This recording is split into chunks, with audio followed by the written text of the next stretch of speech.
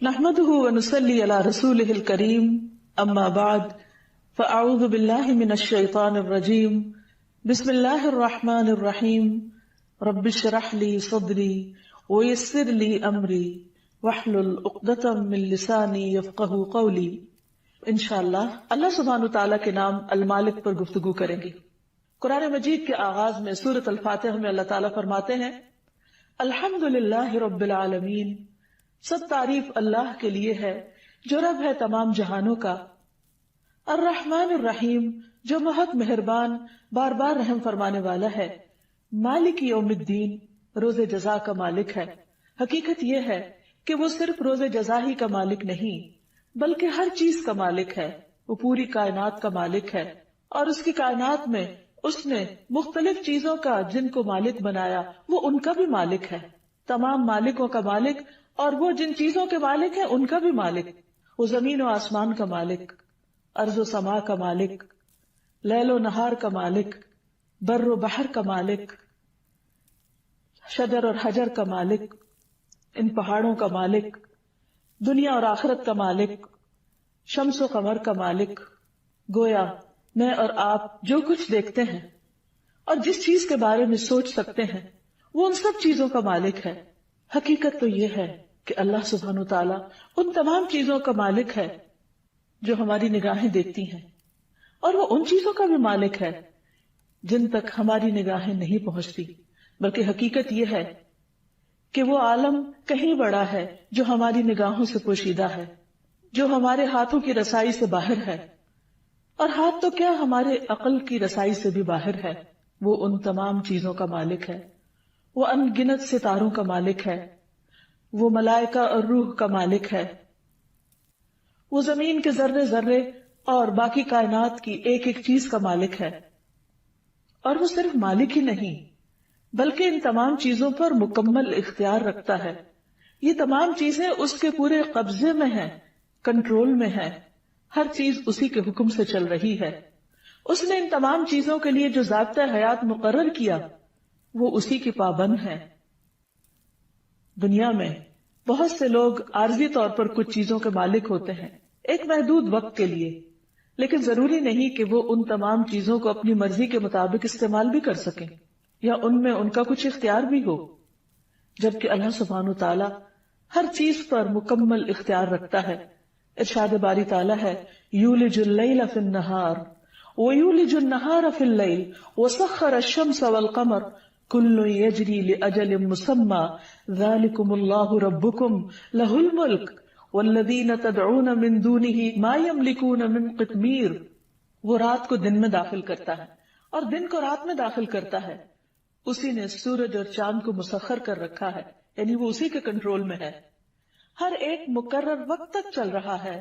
یہی ہے اللہ تمہارا پروردگار، اسی کی ہے حقیقی ملکیت، اسی کی ہے بادشاہت، اور اس کے سوا تم جن کو بھی پکارتے ہو، جن سے بھی مدد کی امید رکھتے ہو، وہ کھجور کی گٹلی کے چھلکے کے مالک بھی نہیں ہے۔ کھجور کی گٹلی کتنی چھوٹی سی ہوتی ہے اور اس کے اوپر ایک سفید سی جھلی ہوتی۔ اللہ سبحانہ وتعالیٰ فرماتے ہیں کہ اللہ کے سوا کوئی بھی اور کسی چیز کا، حتیٰ کہ ایک معمولی ہلکے پھلکے چھلکے کا بھی مالک نہیں ہے۔ وہ اس کی مرضی سے نہیں بنا، وہ اس کی مرضی سے کام نہیں کرتا، وہ اس کے اختیار میں نہیں۔ اور جیسا کہ نبی صلی اللہ علیہ وسلم نے بھی فرمایا کہ لا مالک الا اللہ عز وجل، کہ اللہ عز وجل کے سوا کوئی مالک ہے ہی نہیں۔ باقی جتنے بھی ہیں وہ تمام مختلف چیزوں میں وقتی طور پر تھوڑا بہت کچھ اختیار رکھتے ہیں، اور وہ بھی دراصل حقیقی طور پر اللہ ہی سبحانہ تعالیٰ کے دیے ہوئے اختیار میں سے ہے۔ قرآن مجید میں سورۃ سبا میں آتا ہے قُلِ ادْعُوا الَّذِينَ زَعَمْتُم مِّن دُونِ اللَّهِ لَا يَمْلِكُونَ مِثْقَالَ ذَرَّةٍ فِي السَّمَاوَاتِ وَلَا فِي الْأَرْضِ وَمَا لَهُمْ فِيهِمَا مِن شِرْكٍ وَمَا لَهُ مِنْهُم مِّن ظَهِيرٍ۔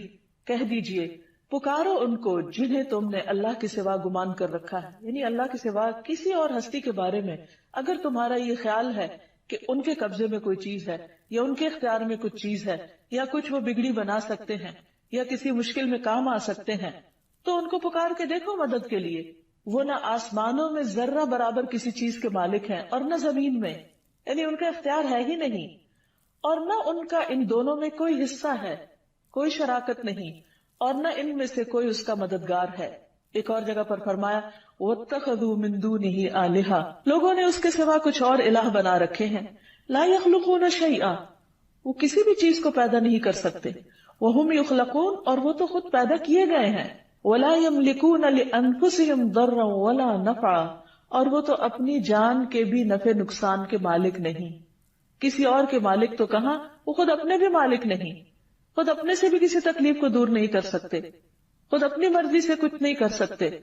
وَلَا يَمْلِكُونَ مَوْتًا وَلَا حَيَاةً وَلَا نُشُورًا، نہ وہ زندگی کے مالک ہیں، نہ وہ موت کے مالک ہیں، اور نہ وہ دوبارہ جی اٹھنے کے اوپر کچھ قدرت رکھتے ہیں، دوبارہ اٹھائے جانے کے بھی وہ مالک نہیں۔ حقیقت یہ ہے کہ زندگی اور موت بھی اللہ کے اختیار میں ہے، ہماری روح کا مالک بھی وہی ہے۔ جب اس نے چاہا اس جسم میں داخل کر دی، اور جب چاہے گا لے جائے گا، اور کوئی کچھ بھی نہیں کر سکتا۔ ہر انسان کی زندگی میں ایسے لمحات آتے ہیں، ایسے اوقات آتے ہیں کہ جب اس کے پاس بہت عزیز اور گراں قدر قیمتی چیزیں اس کے ہاتھ سے چلی جاتی ہیں جو اس کی ملکیت میں ہوتی۔ ایسے میں انسان بعض اوقات بہت پریشان ہوتا ہے، لیکن اگر وہ اللہ سبحانہ وتعالیٰ کی اس صفت کو یاد رکھے، اس قدرت کو یاد رکھے، اور اس کے ساتھ اس کی حکمت اور اس کے علم کو یاد رکھے، تو پھر اس کی زندگی میں پریشانی نہیں ہوگی، کیونکہ ہمارے پاس جو کچھ ہے اسی کا دیا ہوا ہے، اور اس میں سے جو چاہے وہ واپس جب چاہے لے لے، کیونکہ اس کا اصل مالک وہ ہے۔ ہم تو اپنے نفس کے بھی مالک نہیں، اپنے بچوں کے مالک نہیں۔ ہمارے پاس جو زمین میں نعمتیں ہیں جتنی بھی، ان کے بھی حقیقی مالک ہم نہیں، وہ تو اللہ سبحانہ وتعالیٰ نے اپنی رحمت کے طور پر ہمیں عطا کی ہے، اپنی رحمت کے ساتھ عطا کی ہے، اور جب چاہے وہ ان میں سے جس چیز کو لینا چاہے وہ لے سکتا ہے، کیونکہ ان سب چیزوں کا اصل مالک تو وہی ہے۔ نبی صلی اللہ علیہ وسلم نے فرمایا جان رکھو کہ اگر ساری امت مل کر بھی تمہیں کوئی فائدہ پہنچانا چاہے، یعنی تمام لوگ اکٹھے ہو جائیں اور تمہیں کچھ دینا چاہیں، تو وہ تمہیں نفع نہیں دے سکتے سوائے اس کے جو اللہ نے تمہارے لیے لکھ دیا ہو، یعنی جو اللہ نے تمہارے حصے میں رکھا ہے بس وہی تمہیں ملے گا۔ اور اگر وہ سارے مل کر تمہیں کوئی نقصان پہنچانا چاہیں تو وہ تمہیں کوئی نقصان نہیں دے سکتے سوائے اس کے کہ جو اللہ نے تمہارے مقدر میں لکھ دیا ہے۔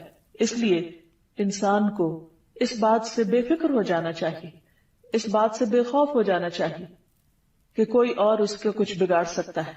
اسی طرح اللہ کے سوا کسی اور سے امید نہیں رکھنی چاہیے کہ کوئی اور اسے کچھ دے سکتا ہے، کیونکہ دینے والا وہی ہے جس کے پاس کچھ ملکیت ہے اور جس کے پاس کچھ اختیار ہے۔ قرآن مجید میں نبی صلی اللہ علیہ وسلم کے بارے میں آیا، اللہ تعالیٰ فرماتے ہیں قل، آپ کہہ دیجئے لا املک لنفسی نفعا ولا ضرا، کہ میں تو اپنے نفع نقصان کا بھی مالک نہیں۔ اور آپ کون ہیں؟ آپ کوئی معمولی ہستی نہیں ہیں، اللہ کے حبیب ہیں، محمد الرسول اللہ ہیں، سید الانبیاء ہیں، اور ان کے بارے میں فرمایا جا رہا ہے کہ آپ لوگوں کو بتا دیجئے کہ میں اپنی جان کے نفع نقصان کا بھی مالک نہیں ہوں، الا ما شاء اللہ، مگر جو اللہ چاہے۔ وَلَوْ كُنْتُ أَعْلَمُ الْغَيْبَ، اگر میں غیب جانتا ہوتا، لَاسْتَكْثَرْتُ مِنَ الْخَيْرِ، تو میں خیر میں، بھلائیوں میں بہت کچھ حاصل کر لیتا۔ وَمَا مَسَّنِيَ السُّوءُ، اور مجھے کوئی تکلیف نہ پہنچتی، کسی قسم کا کوئی دکھ مجھے نہ پہنچتا۔ ان انا الا نذیر وبشیر لقوم یؤمنون، میں تو محض ایک ڈرانے والا اور خوشخبری دینے والا ہوں ان لوگوں کے لیے جو ایمان لے آئے۔ ایک اور جگہ پر آتا ہے قل انی لا املک لکم ضرا ولا رشدا، آپ کہہ دیجئے کہ بے شک میں تمہارے لیے نہ کوئی نقصان پہنچانے کا اختیار رکھتا ہوں اور نہ کسی بھلائی کا، کیونکہ ہر چیز کا اصل مالک تو اللہ ہے۔ اور یہ ایک ایسی حقیقت ہے کہ جو اللہ سبحانہ وتعالیٰ نے انسان کی فطرت میں رکھ دی ہے کہ انسان جب اپنے آپ کو بہت سی چیزوں میں بے بس اور بے اختیار پاتا ہے تو اس کا دل گواہی دیتا ہے کہ واقعی ہر چیز دراصل اللہ کے اختیار میں ہے اور وہی مالک ہے۔ مشرکین مکہ بھی اس بات کو بہت اچھی طرح سمجھتے تھے، اسی لیے جب وہ حج پہ جانے کے لیے تلبیہ پڑھتے تو وہ کیا کہتے؟ لبیک لا شریک لک الا شریکن هو لک تملکہ وما ملک، مگر تیرا ایک شریک ہے، کیونکہ وہ شرک کرتے تھے، کہتے تھے کہ تیرا ایک شریک ہے، تو اس کا مالک ہے، یعنی جن کو وہ اللہ کا شریک بناتے ان کے بارے میں بھی سمجھتے تھے کہ ان کا بھی اصل مالک اللہ ہی ہے اور وہ کسی چیز کے مالک نہیں، اور یہ کہتے ہوئے بیت اللہ کا طواف کیا کرتے تھے۔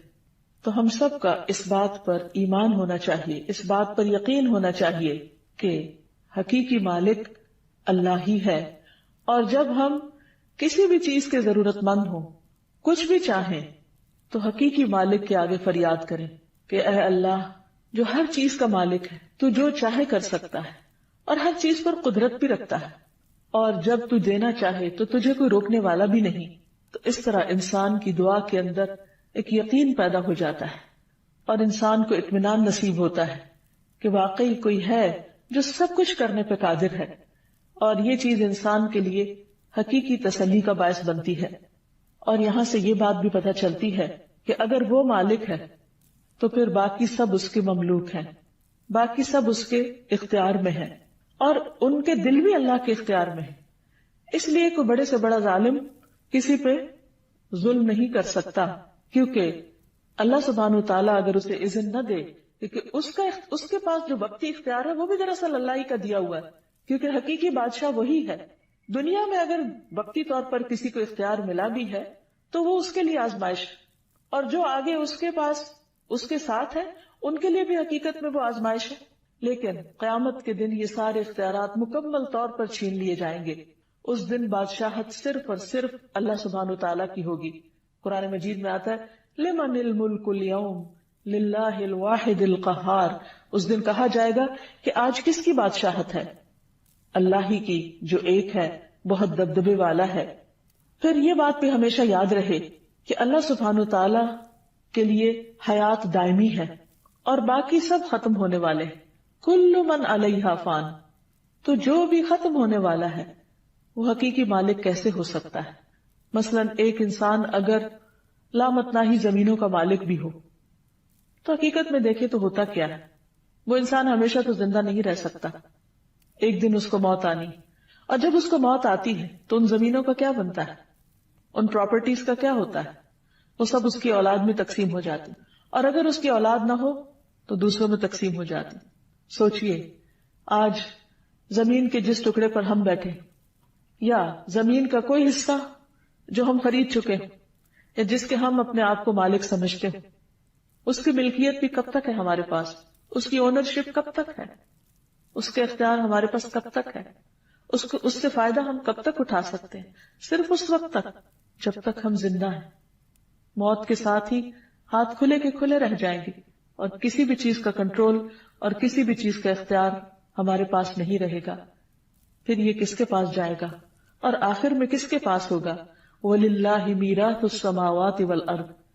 آج تو ہم سمجھتے کہ ہمارے بعد ہمارے بچے وارث ہوں گے، اور پھر بچوں کے بعد ان کے بچے اور ان کے بچے، لیکن پھر جب سبھی ختم ہو جائیں گے تو یہ سب چیزیں اپنے اصل اور حقیقی مالک کے پاس لوٹ جائیں گی۔ اس لیے کبھی بھی انسان کو دنیا میں جو کچھ بھی ملا ہے، چاہے وہ مال و متاع ہو یا اولاد ہو یا کوئی اختیار ہو یا حکومت ہو یا اقتدار ہو، کسی بھی چیز پر انسان کو تکبر نہیں کرنا چاہیے، اور ہمیشہ اس حقیقت کو یاد رکھنا چاہیے کہ یہ سب کچھ صرف چند دن کے لیے ہے اور بطور آزمائش ہے، اور بہت جلد ہاتھوں سے نکل جانے والا ہے، کیونکہ کل من علیہا فان ویبقى وجہ ربک ذو الجلال والاکرام۔ ہر چیز جو اس زمین پر ہے سب فنا ہو جانے والی ہے۔ ایک مرتبہ رسول اللہ صلی اللہ علیہ وسلم نے فرمایا کہ آج کے دن سے 100 سال بعد جو بھی زی روح اس زمین پر ہے سب کے سب فوت ہو جائیں گے، سب ختم ہو جائیں گے۔ اور یہ صرف اس وقت نہیں، یہ سلسلہ مسلسل چلتا چلا آ رہا ہے کہ ہر کچھ عرصے کے بعد جتنی بھی زندگی ہے زمین پر وہ ختم ہو جاتی ہے، پھر نئے لوگ آ جاتے ہیں، پھر وہ وارث بنتے، پھر جنریشنز آفٹر جنریشنز یہ سلسلہ چلتا چلا آ رہا ہے، اور پھر ایک وقت آئے گا کہ سب کچھ ختم کر دیا جائے گا اور سب کے اقتدار ختم ہو جائیں گے، اور حقیقی بادشاہت اللہ سبحانہ تعالیٰ کے پاس رہ جائے گی۔ کل نفس ذائقۃ الموت، ہر شخص کو موت کا مزہ چکھنا ہے۔ ثم الینا ترجعون، پھر ہماری طرف تم سب پلٹائے جاؤ گے۔ اس لیے ہمیں اسی کی طرف رجوع کرنا چاہیے اور اس حقیقت کو کبھی بھی نہیں بھولنا چاہیے۔ حقیقت یہ ہے کہ جو چیزیں اللہ سبحانہ تعالیٰ وقتی طور پر بھی ہمارے اختیار میں دیتا ہے، ہمیں ان سے بہت محبت ہو جاتی، ہمیں وہ اپنی لگنے لگتی، اور یہی انسان کی آزمائش۔ مثلا خواتین، ان کے پاس جو جیولری ہوتی، گھر کے ساز و سامان ہوتے ہیں، ان کے ساتھ کس قدر اٹیچمنٹ ہوتی. لیکن کبھی آپ نے کسی ایسے گھر کا منظر دیکھا ہوگا کہ جس میں ہر چیز بہت خوبصورت طریقے سے سجی ہوئی ہے، ہر چیز اپنی اپنی جگہ پر ہے، لیکن جو ان کی مالکہ ہے وہ دنیا سے جا چکی ہے. اس کے بعد کیا ہوتا ہے؟ وہ تمام چیزیں لوگوں میں تقسیم ہو جاتی. اور یہ تو ہمارے یہاں ہوتا ہے، بعض جگہ پر ایسا بھی ہوتا ہے کہ آنے والی جنریشن کو والدین کے مال و متاع سے یا ان کی چیزوں سے یا ان کی کلیکشن سے کوئی دلچسپی نہیں ہوتی، کیونکہ اب ٹرینڈز بدل چکے ہیں، فیشن بدل چکا ہے، اب نیا دور ہے اور نئے طریقے ہیں اور نئی چیزیں ہیں. لہذا انہیں انٹرسٹ اس سے ہوتا ہے کہ ان تمام چیزوں کو نکال کر جو پراپرٹی ہے اس کی قیمت یا اس کا جو فائدہ ہے وہ ان کو مل جائے. والدین نے جو کچھ بھی جمع کیا اور جن چیزوں کو سنبھال کر رکھا اور جن چیزوں کو میموری سمجھ کر اپنے ساتھ رکھا اور ان کی کیئر کرتے رہے اور ان کی حفاظت کرتے رہے، دوسروں کے لیے وہ ردی کے مال سے زیادہ کچھ بھی نہ تھا. یہ ایک اتنی بڑی حقیقت ہے جس سے ہم عام طور پر غافل رہتے ہیں، اور پھر حقیقی محبوب یعنی اللہ سبحانہ وتعالیٰ سے محبت کرنے کی بجائے ہم ان عارضی چیزوں کی محبت میں مبتلا رہتے ہیں جو بہت جلد ہمارے ہاتھوں سے نکل جانے والی ہیں.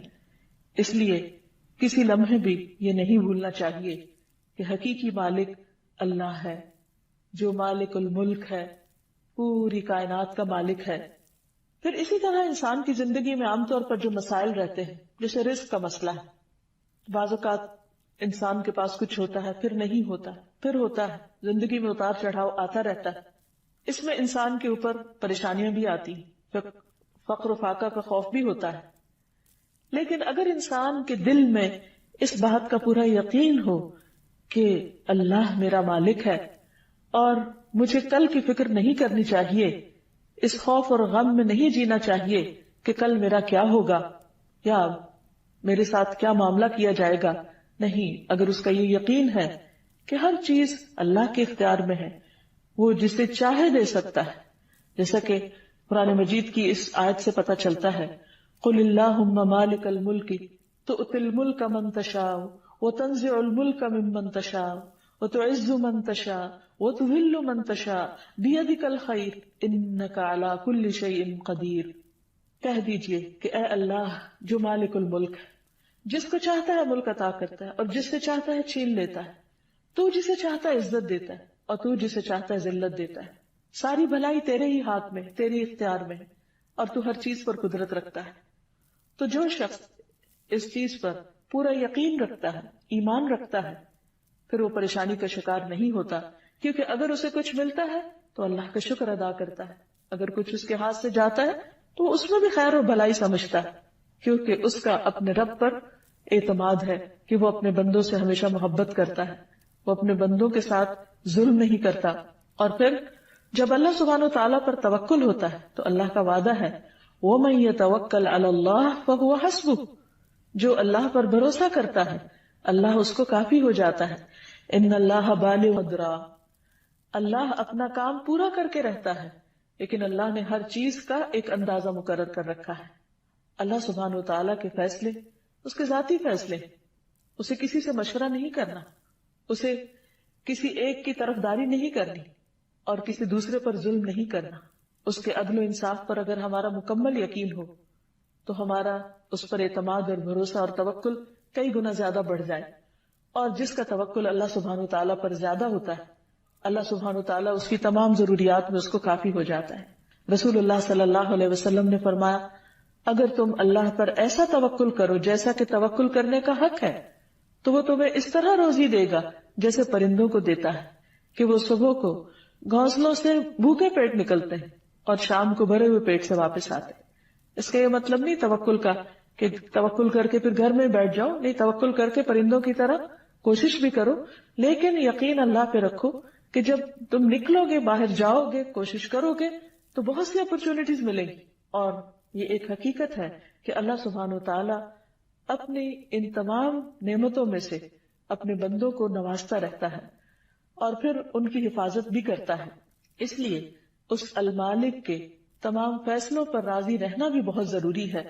جب انسان کا اس بات پر یقین ہو جاتا ہے کہ اللہ سبحانہ وتعالیٰ ہر چیز کا مالک ہے اور وہ اپنے بندوں کو ان کی ضرورت کے مطابق ان کو اپنے رزق میں سے تقسیم کرتا رہتا ہے، تو پھر انسان کے پاس جو کچھ بھی ہوتا ہے اس پر اس کو قناعت حاصل ہوتی، اسے اطمینان قلب نصیب ہوتا ہے، وہ اللہ سبحانہ وتعالیٰ کی تقدیر پر راضی رہتا ہے، اور اس پر توجہ کرنے کی بجائے کہ اسے کیا ملا ہے اور کیا نہیں، وہ زیادہ توجہ اس بات پر کرتا ہے کہ اللہ سبحانہ وتعالیٰ نے اس زندگی میں وقتی طور پر اسے جن چیزوں کا مالک بنایا ہے وہ ان کو کس طرح بہتر طور پر استعمال کرے، ان کی بہتر طور پر کیسے مینجمنٹ کرے، اس میں سے بندوں کے حقوق کس طرح ادا کرے، کیونکہ حقیقت یہ ہے کہ جو کچھ اللہ نے ہمیں دیا ہے اس پر حساب ہونے والا ہے، اس پر پوچھ ہونے والی ہے۔ یہ سب کچھ اس لیے نہیں ملا انسان کو کہ انسان اس پر فخر اور تکبر کرے اور چھوٹی سی کوئی چیز پا کر خدا بننے کی کوشش کرے یا اللہ سبحانہ وتعالیٰ کے اختیارات کو اپنے ہاتھ میں لینے کی کوشش کرے۔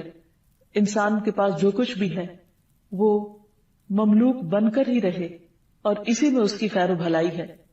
انسان ہمیشہ اپنی حقیقت کو پہچانتا رہے کہ ایک دن اسے اپنے مالک کے پاس واپس جانا ہے، جو کچھ اس کے پاس ہے وہ واپس کرنا ہے اور اس کا حساب دینا ہے۔ اور پھر جب اللہ تعالیٰ بندے کو کسی چیز کا مالک بنائے تو پھر اسے وہ اس کی مرضی کے مطابق بھی استعمال کرے، کیونکہ حقیقی مالک تو وہ ہے، ہم تو عارضی مالک ہیں، اور اس نے یہ تمام چیزیں دی بھی اس لیے ہیں ہمیں آزمائے۔ قرآن مجید میں اللہ تعالیٰ فرماتے ہیں تبارک الذی بیدہ الملک وہو علی کل شیء قدیر، بہت بابرکت ہے وہ ذات جس کے ہاتھ میں ساری کائنات کی بادشاہت ہے، ہر چیز کا وہ مالک ہے اور وہ ہر چیز پر قدرت بھی رکھتا ہے۔ الذی خلق الموت والحیات لیبلوکم ایکم احسن عملا، وہ جس نے موت اور حیات کو بنایا تاکہ تمہیں آزما کر دیکھے۔ کس چیز میں آزمائش، کس چیز کا امتحان؟ ایکم احسن عملا، کہ تم میں سے اچھے عمل کون کرتا ہے، کام کس کے اچھے۔ گویا کچھ بھی جو اس نے دیا، مثلا اگر اس نے ہمیں ہمارے جسم کا مالک بنایا ہے وقتی طور پر، تو وہ ہم سے دیکھ رہا ہے کہ ہم اس جسم سے کیا کام لیتے ہیں، کیا اس کی اطاعت کے مطابق یا اس کی نافرمانی کے۔ مثلا اس نے ہمیں نگاہیں دی تو ہم ان نگاہوں سے کیا وہ دیکھتے ہیں جو اللہ تعالیٰ کی پسند کا ہے یا وہ جو اس کو ناپسند ہے۔ اس نے ہمیں زبان دی تو وہ ہمیں آزما رہا ہے، وہ دیکھ رہا ہے کہ وقتی طور پر اللہ نے انسان کو بولنے کا جو اختیار دیا ہے وہ اس زبان سے کیا بولتا ہے، کیا اللہ کی پسند کے مطابق اس زبان کو استعمال کرتا ہے یا اس کی نافرمانی میں استعمال کرتا ہے۔ اللہ نے انسان کو عقل اور سمجھ دی، بہت بڑی نعمت جس کی بنا پر انسان باقی تمام مخلوقات سے افضل ہے، لیکن یہ نعمت انسان کے لیے ایک امتحان بھی ہے۔ اللہ تعالیٰ یہ دیکھ رہا ہے، واچ کر رہا ہے، نگرانی کر رہا ہے کہ ہم اس عقل کے ساتھ کس طرح کام لیتے ہیں، کیا اس کے ساتھ وہ سوچتے ہیں جو اس کی پسند کا ہے یا اس کی مرضی کے خلاف اسے استعمال کرتے ہیں۔ اسی طرح اللہ نے ہمیں مال دیا، یہ ایک نعمت بھی ہے لیکن اس کے ساتھ مال ایک آزمائش بھی ہے، ایک امتحان بھی ہے۔ وہ دیکھ رہا ہے کہ ہم اس مال میں اللہ کا حق اور بندوں کا حق کس طرح دیتے ہیں۔ اگر ہم ان تمام چیزوں کو اللہ کی پسند اور مرضی کے مطابق استعمال کرتے ہیں تو یہی احسن عمل ہے، اور اگر اس کے خلاف استعمال کرتے ہیں تو اس پر پوچھ ہے، اس پر حساب ہے، کیونکہ ہم سب کو یہ یاد رکھنا چاہیے کہ ایک دن ہمیں اللہ کے پاس واپس جانا ہے۔ اسی لیے جب ان میں سے کوئی نعمت چلی جاتی ہے تو ہمیں کیا کہنے کے لیے کہا گیا؟ انا للہ و انا الیہ راجعون، کہ بے شک ہم بھی اللہ کے لیے ہیں اور اسی کی طرف پلٹ کر جانے والے ہیں۔ انا للہ یعنی ہمارا اصل مالک اللہ ہے اور ہم بھی اسی کی طرف جائیں گے۔ تو جب مالک وہ ہے اور اسی کی طرف واپسی ہے تو اس واپسی کا کوئی مقصد ہے، اور وہ مقصد کیا ہے؟ وہ یہ کہ ہم سے دیکھے کہ جو کچھ اس نے ہمیں دیا تھا ہم نے اسے استعمال کیسے کیا، اس کی دی ہوئی ملکیت میں کیسے تصرف کیا، اس کے دیے ہوئے اختیارات کو کیسے استعمال کیا۔ یاد رکھیے یہ اختیار بہت تھوڑے دن کا ہے، اور اس کے بعد جب انسان کی پکڑ ہوگی، جب ملک الموت آئیں گے، جب موت کے فرشتے آ کر روح نکالیں گے، اس کے بعد انسان کا پورا اختیار ختم ہو جائے گا اور وہ اللہ سبحانہ وتعالیٰ کے حضور حاضر ہو کر اپنی ان تمام چیزوں کا حساب دے گا۔ تو بات یہ ہے کہ ساری ملکیت جو انسان کے پاس ہے وہ اس کے لیے آزمائش ہے اور اسے اس کا حساب دینا ہے۔ رسول اللہ صلی اللہ علیہ وسلم نے فرمایا، قیامت کے دن کسی شخص کے قدم اس وقت تک میدان حشر سے ٹل نہیں سکیں گے یہاں تک کہ اس سے اس کی عمر کے بارے میں نہ پوچھ لیا جائے کہ اسے اس نے کہاں استعمال کیا۔ اس کی جوانی کے بارے میں اس سے سوال کیا جائے گا، خاص طور پر عمر کا بہترین حصہ کہاں گزارا۔ اس کے علم کے بارے میں اس سے پوچھا جائے گا کہ جو کچھ اس نے سیکھا اور جانا اس پر عمل کتنا کیا۔ پھر اسی طرح اس کے مال کے بارے میں پوچھا جائے گا کہ اس نے مال کمایا کہاں سے اور خرچ کہاں پر کیا۔ اور ایک روایت میں آتا ہے کہ اس کے جسم کے بارے میں سوال ہوگا کہ اس نے اپنا جسم کس کام میں گھلایا، کہاں کھپایا۔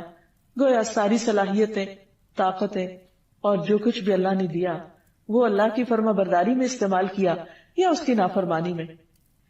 اسی طرح بعض اوقات انسان کو کچھ بندوں کے اوپر ذمہ دار بنا دیا جاتا ہے، وہ اس کی رعایا ہوتے ہیں، اور حقیقت میں دیکھا جائے تو ہر شخص کسی نہ کسی کا ذمہ دار ہے۔ جیسے نبی صلی اللہ علیہ وسلم نے فرمایا، کلکم راعٍ وکلکم مسئول عن رعیتہ، تم میں سے ہر شخص نگران ہے اور ہر شخص سے اس کی رعیت کے بارے میں سوال کیا جائے گا۔ فالمرأة راعیۃ فی بیت زوجہا، عورت کے بارے میں بھی کہا گیا کہ عورت اپنے شوہر کے گھر میں نگران ہے۔ ومسئولۃ عنہا، اور اس سے اس کے بارے میں سوال کیا جائے گا کہ اس کے گھر میں کیا ہوتا رہا، اس کے بچے کیا کرتے رہے۔ اسی طرح گھر کے خادم کو بھی نگران قرار دیا گیا، جو چیزیں اس کے اختیار میں ہیں۔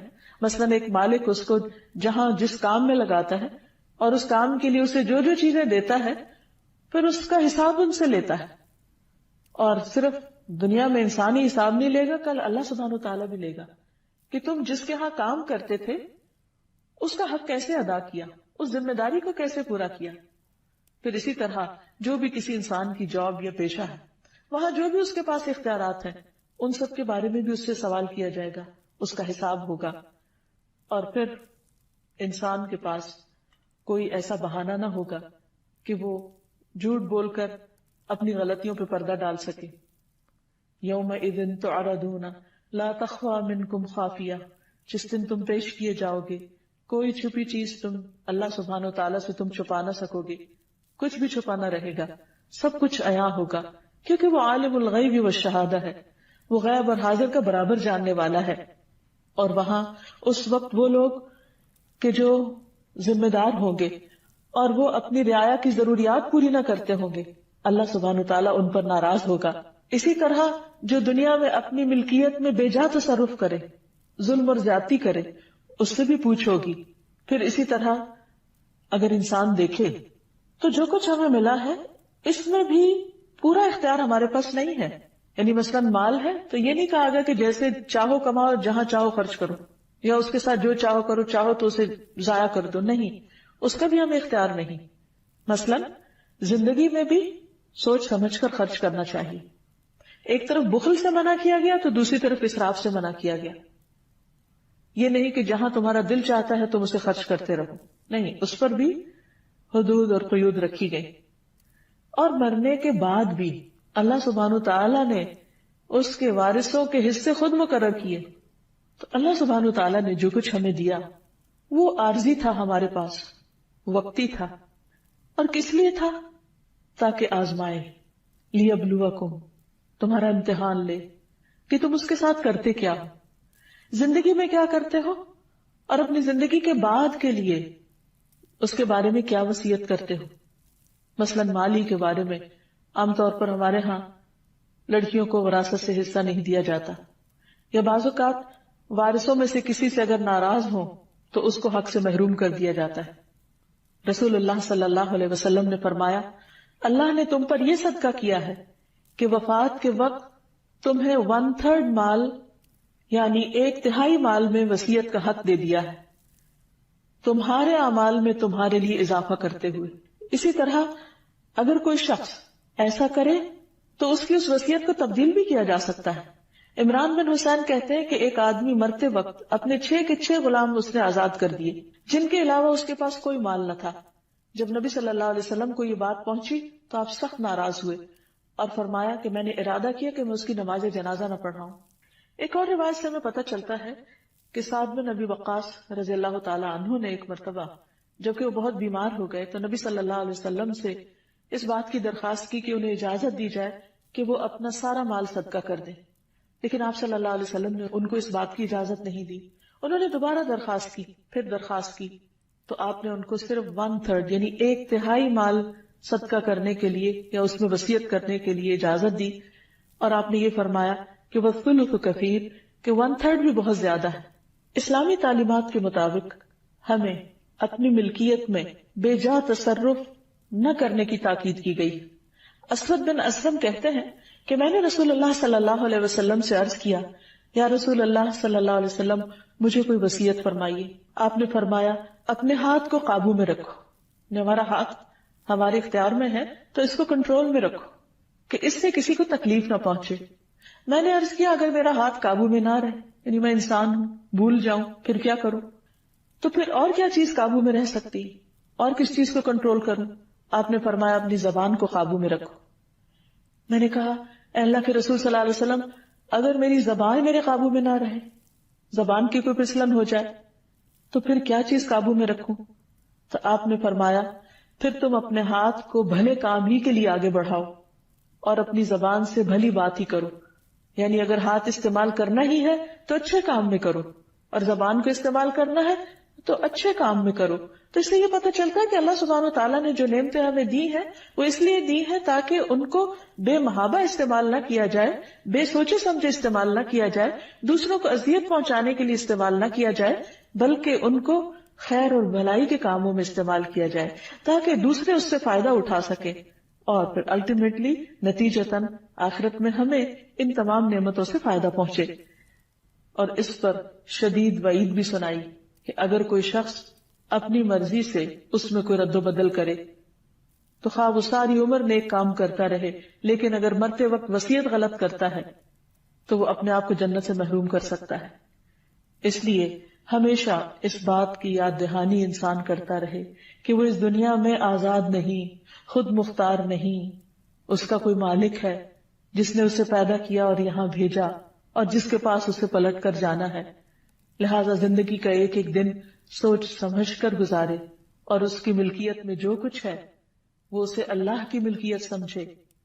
اگر اللہ اسے دینا چاہے تو شکر ادا کرے، اور اگر اللہ سبحانہ و تعالیٰ ان دی ہوئی چیزوں میں سے کچھ لینا چاہے تو اس پر وہ اللہ سے ناراض نہ ہو، وہ اللہ سبحانہ و تعالیٰ کے فیصلوں کو خوشی سے قبول کرنے والا ہو۔ تو اللہ تعالیٰ سے دعا ہے کہ وہ ہمیں حقیقی معنوں میں اپنی معرفت عطا کرے تاکہ زندگی کے یہ دن جو ہم گزار رہے ہیں اس کی خوشنودی کے مطابق گزار سکیں۔ تو بہرحال ان تمام باتوں سے یہ پتہ چلتا ہے کہ ہمیں اللہ سبحانہ و تعالیٰ نے جو کچھ بھی عطا کیا ہے اس بارے میں ہم بہت محتاط زندگی بسر کریں، ان تمام چیزوں کا اصل مالک اللہ کو سمجھیں، اور اللہ سبحانہ و تعالیٰ نے اپنی رحمت سے جو کچھ ہمیں عطا کیا ہے اس میں ہم اسی کی مرضی کے مطابق تصرفات کریں تاکہ اللہ سبحانہ و تعالیٰ کی رضا حاصل ہو سکے۔ الملک کا معنی ہے حقیقی بادشاہ۔ قرآن مجید میں اللہ سبحانہ و تعالیٰ کا ارشاد ہے فَتَعَالَى اللَّهُ الْمَلِكُ الْحَقُّ لَا إِلَٰهَ إِلَّا هُوَ رَبُّ الْعَرْشِ الْكَرِيمِ، بس بہت بلند ہے اللہ جو سچا بادشاہ ہے، اصل بادشاہ ہے، حقیقی بادشاہ ہے، جس کے سوا کوئی الہ نہیں، کوئی معبود نہیں، عزت والے عرش کا مالک، عزت والے عرش کا رب۔ اگر دیکھا جائے تو دنیا میں جتنے بھی بادشاہ ہیں اللہ سبحانہ و تعالیٰ ان سب کا بادشاہ ہے، وہ بادشاہ جس کے حکم پر تمام کائنات چلتی ہے، جو بلا روک ٹوک ہر چیز پر اپنا حکم نافذ کر سکتا ہے اور اسے اس میں کوئی روکنے والا نہیں۔ حقیقت یہ ہے کہ سب تعریف اسی کے لیے ہے، سب امور اسی کی طرف لوٹائے جاتے ہیں، اور اس کی بادشاہت کوئی عام بادشاہت نہیں ہے، وہ عرش پر بلند ہے، اور عرش 7 آسمان اور 7 زمینیں اللہ کی کرسی کے سامنے ایسے ہیں جیسے ایک وسیع صحرا میں ایک چھوٹی سی مندری، ایک چھوٹا سا رنگ، اور پھر اللہ سبحانہ و تعالیٰ کے عرش کے سامنے وہ کرسی ایک چھوٹے سے رنگ کی طرح ہے۔ آپ سوچئے کہ وہ عرش کتنا بلند ہے، اور جو خود اس پر مستوی ہے وہ کتنا بڑا ہے، کتنا عظیم ہے۔ وہ ہے ہمارا رب، ہمارا مالک، اور حقیقی بادشاہ، اور اس دنیا میں جتنے بھی کام امور پاتے ہیں، جتنی بھی چیزیں چل رہی ہیں، جو کچھ بھی ہو رہا ہے، دراصل وہ سب اسی کے حکم پر چل رہا ہے اور اس پر اسی اکیلے کا فیصلہ نافذ ہے۔ وہ ہر چیز کو سنتا ہے، دیکھتا ہے اور اپنی مرضی کے مطابق چلاتا ہے۔ وہ ہر چیز کے پوشیدہ اور ظاہر سے آگاہ ہے۔ وہ جس کو جو چاہتا ہے عطا کرتا ہے اور جس سے جو چیز چاہتا ہے روک لیتا ہے۔ وہ جس کو جیسے جتنا چاہے بدلہ دیتا ہے، جس کو چاہتا ہے عزت دیتا ہے، جس کو چاہتا ہے رسوا کر دیتا ہے، جس کو چاہتا ہے رزق دیتا ہے اور جس سے چاہے رزق روک لیتا ہے، جس کو چاہے زندگی دیتا ہے اور جس سے چاہے زندگی واپس لے لیتا ہے اور اس کو موت دے دیتا ہے۔ یہ ہے ہمارا رب، حقیقی بادشاہ۔ قرآن مجید میں سورۃ الحشر کی آخری آیات میں اللہ تعالیٰ فرماتے ہیں، هو اللہ الذی لا الہ الا هو الملک، وہ اللہ جس کے سوا کوئی الہ نہیں، الملک حقیقی بادشاہ ہے، القدوس پاکیزہ نہایت پاک، السلام سراسر سلامتی، المؤمن امن دینے والا، المہیمن نگہبان، العزیز زبردست غالب، الجبار سب پر غالب، المتکبر سب سے بڑا بن کر رہنے والا، سبحان اللہ پاک ہے اللہ، عما یشرکون ان سب چیزوں سے جنہیں وہ اس کا شریک ٹھہراتے ہیں۔ تو حقیقت یہ ہے کہ اللہ سبحانہ وتعالیٰ کے ہیں اچھے اچھے نام، اور ان ناموں میں سے ایک خوبصورت نام الملک ہے۔ حضرت علی رضی اللہ عنہ کہتے ہیں کہ جب نبی صلی اللہ علیہ وسلم نماز کے لیے کھڑے ہوتے تو آغاز یوں کرتے، اللہم انت الملک لا الہ الا انت، اے اللہ تو ہی بادشاہ ہے، تو ہی اصل بادشاہ ہے، تیرے سوا کوئی الہ نہیں۔ اور یہ اللہ کے رسول ہیں صلی اللہ علیہ وسلم جو اللہ سبحانہ تعالیٰ کی بادشاہت کا اعتراف کر رہے ہیں۔ آپ صلی اللہ علیہ وسلم نے یہ بھی فرمایا کہ اللہ تعالیٰ زمین کو مٹھی میں لے لے گا اور آسمانوں کو اپنے دائیں ہاتھ میں لپیٹ لے گا، پھر فرمائے گا انا الملک، انا الملک، میں ہوں اصل بادشاہ، میں ہوں اصل بادشاہ۔ این ملوک الارض، کہاں ہے زمین کے بادشاہ؟ اور اس دن بادشاہت صرف اور صرف اللہ ہی کے لیے ہوگی۔ الملک یومئذ للہ، آج حکومت، بادشاہت، اختیار، اقتدار، قبضہ سب صرف اور صرف اللہ کے ہاتھ میں ہے۔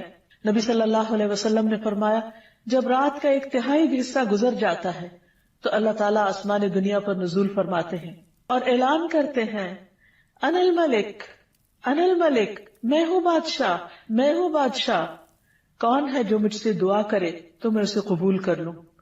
یعنی بادشاہ حقیقی جو عرش عظیم کا مالک ہے وہ ہمیں پکارتا ہے اور ہم سے چاہتا ہے کہ ہم اس سے مانگیں اور وہ ان سب کو عطا کرے جو وہ چاہیں۔